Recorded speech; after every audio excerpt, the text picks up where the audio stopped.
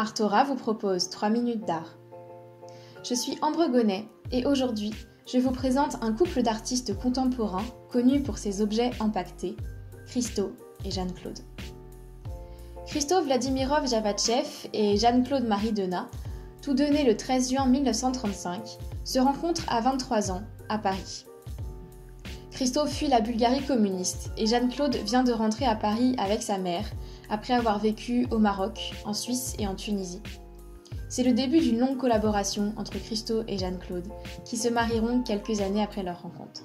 Seul Christo a une formation artistique, mais les deux époux travaillent ensemble.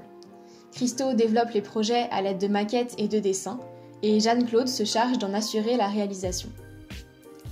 Bien qu'ils soient surtout connus pour leurs projets d'emballage de monuments, comme le Reichstag de Berlin, cela ne constitue pas l'essentiel de leur travail, qui est en réalité beaucoup plus large. Le point commun de toutes leurs œuvres est l'utilisation du tissu, ou de matériaux semblables, qui aboutit à la création d'œuvres éphémères, conçues à partir d'un paysage dans lequel elles doivent s'inscrire. En modifiant notre environnement avec leurs œuvres, ils donnent à redécouvrir et à regarder avec un nouvel œil un environnement qui nous est pourtant familier. Leurs œuvres sont le résultat d'un véritable travail d'équipe, entre Christo et Jeanne-Claude dans un premier temps, mais également avec toute une équipe qui les aide à installer leurs œuvres gigantesques. Chaque projet met de nombreuses années à être mené à bien, mais ce délai et cette organisation particulière font partie intégrante de leur art. Le résultat éphémère ne doit pas être seul considéré comme une œuvre d'art, il faut aussi prendre en compte les années de conception, d'investigation et de réflexion. Toutes leurs installations sont éphémères. Leurs œuvres prennent place en dehors des musées, et selon les dires de Christo, l'urgence d'être vue est d'autant plus grande que demain tout aura disparu.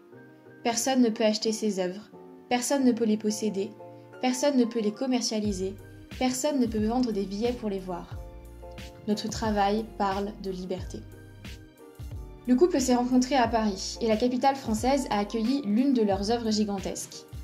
Entre 1975 et 1985, ils mettent au point le projet d'emballer le Pont Neuf avec une installation qui restera en place pendant 2 semaines, entre le 22 septembre et le 6 octobre 1985.